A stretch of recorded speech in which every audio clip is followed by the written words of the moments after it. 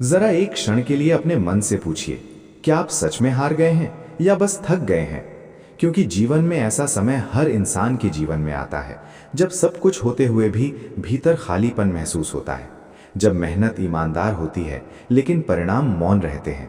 जब लोग आपकी मुस्कान तो देखते हैं पर आपके संघर्ष नहीं। और उसी क्षण मन के भीतर एक आवाज उठती है, अब आगे क्या?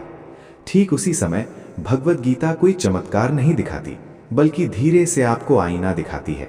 गीता कहती है कि दुख जीवन की सजा नहीं, बल्कि आत्मा की पाठशाला है, जहां हर पीड़ा आपको मजबूत बनाने आती है। जैसे कुरुक्षेत्र में अर्जुन के हाथ कांप रहे थे, आंखें नम थीं और मन भ्रम से भरा था। तब श्री कृष्ण ने उसे ये नहीं कहा कि तुम कमजोर हो, बल्कि ये कहा कि तुम अपने कर्तव्य को भूल रहे हो। क्योंकि गीता सिखाती है कि सबसे बड़ा पतन असफलता नहीं, बल्कि अपने कर्तव्य से विमुख होना है। जब इंसान केवल फल की चिंता करता है तो उसका मन डर से भर जाता है, लेकिन जब वो कर्म को ही पूजा मान लेता है तब उसका मन शांत हो जाता है। इसलिए गीता कहती है, तुम्हारा अधिकार कर्म पर है, फल पर नहीं। क्योंकि फल की चिंता तुम्हें वर्तमान से दूर कर देती है और वर्तमान ही तुम्हारी असली शक्ति है।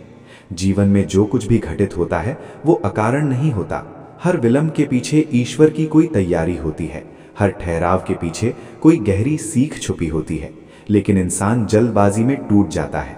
गीता हमें सिखाती है कि तुलना दुख की जड़ है, क्योंकि हर व्यक्ति की यात्रा अलग है, हर आत्मा की गति अलग है। कोई जल्दी पहुंचता है तो कोई देर से, पर जो अपने मार्ग पर ईमानदारी से चलता है वही अंततः संतोष पाता है।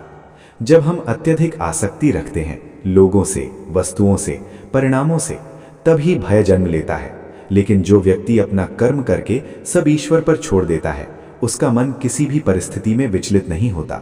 गीता ये भी कहती है कि जिसने अपने मन को जीत लिया उसने संसार को जीत लिया। क्योंकि बाहर के युद्ध आसान है, पर भीतर के लोभ, क्रोध, अहंकार और भय से लड़ना ही सच्चा युद्ध है।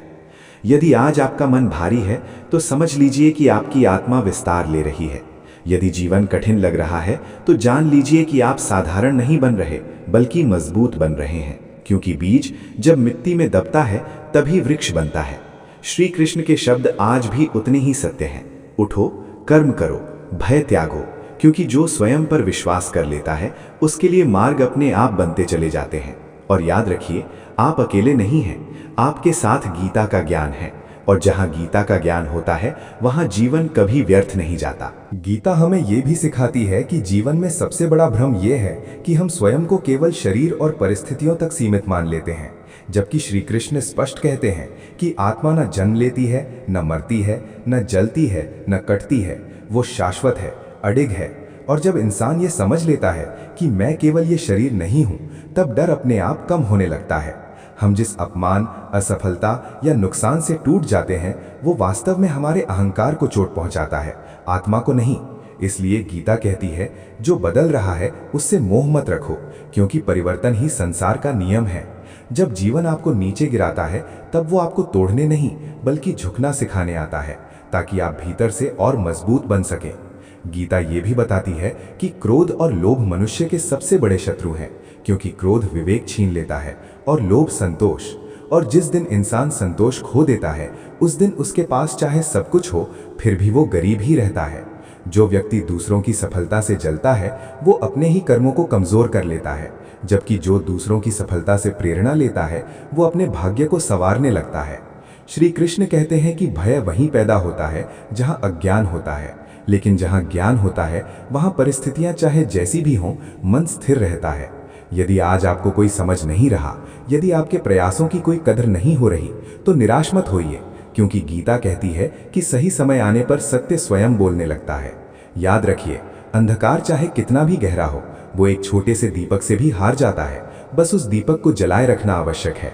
जब जीवन में बार बार ठोकरें मिले तब ये समझ लीजिए कि ईश्वर आपको चलना नहीं, संभलना सिखा रहे हैं।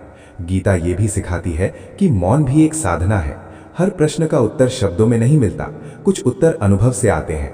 इसलिए धैर्य रखिए, अपने कर्म पर टिके रहिए, क्योंकि जो व्यक्ति समय के साथ चलना सीख लेता है, समय अंततः उसी के पक्ष में खड़ा हो जाता है। और अंत में श्री कृष्ण यही कहते हैं, अपने कर्तव्य से प्रेम करो, परिणाम से नहीं, क्योंकि परिणाम तो क्षणिक है, लेकिन सही कर्म आत्मा को अमर बना देता है। गीता का सबसे गहरा संदेश ये है कि जीवन में शांति बाहर से नहीं, भीतर से उत्पन्न होती है, और जब तक मन अशांत है तब तक संसार की कोई भी उपलब्धि सुख नहीं दे सकती। श्री कृष्ण कहते हैं कि जो व्यक्ति स्वयं से संतुष्ट हो जाता है वही वास्तव में समृद्ध होता है, क्योंकि इच्छाओं का अंत ही दुख का अंत है। मनुष्य अक्सर भविष्य की चिंता में आज को खो देता है या अतीत के बोझ में वर्तमान को दबा देता है, जबकि गीता हमें वर्तमान क्षण में पूर्ण रूप से जीना सिखाती है, क्योंकि यही क्षण कर्म का क्षेत्र है और यहीं से भविष्य का निर्माण होता है। जो व्यक्ति हर परिस्थिति में संभाव बनाए रखता है, सुख में अहंकार नहीं और दुख में निराशा नहीं, वही सच्चा योगी है। गीता ये भी बताती है कि जब जीवन में सब कुछ हमारे विरुद्ध प्रतीत हो, तब भी ईश्वर हमारे भीतर मौन रूप से कार्य कर रहे होते हैं। बस हमें धैर्य और विश्वास बनाए रखना होता है। जिस प्रकार नदी शोर मचाते हुए नहीं बल्कि निरंतर बहते हुए सागर तक पहुंच जाती है, उसी प्रकार शांत, निरंतर और ईमानदार प्रयास ही महान परिणाम लाते हैं। जो व्यक्ति अपने संघर्षों को अपनी पहचान नहीं बनाता बल्कि उन्हें अपनी साधना बना लेता है, वही जीवन में आगे बढ़ता है। यदि आज आप अकेलापन महसूस कर रहे हैं तो इसे अपनी कमजोरी मत समझिए, क्योंकि यही समय आत्मचिंतन और आत्मविकास का होता है। गीता कहती है कि बाहरी सहारा कभी स्थायी नहीं होता, लेकिन जो व्यक्ति अपने भीतर कृष्ण को खोज लेता है उसे फिर किसी सहारे की आवश्यकता नहीं रहती। इसलिए जब भी मन डगमगाए, स्वयं से ये कहिए, मैं अपने कर्म से पीछे नहीं हटूंगा, मैं परिणाम से भयभीत नहीं होऊंगा, क्योंकि श्री कृष्ण का मार्ग वही है जहां कर्तव्य, धैर्य और विश्वास साथ साथ चलते हैं। और अंततः वही व्यक्ति विजयी होता है जो परिस्थितियों के शोर में भी अपने अंतर्मन की आवाज सुनना सीख लेता है।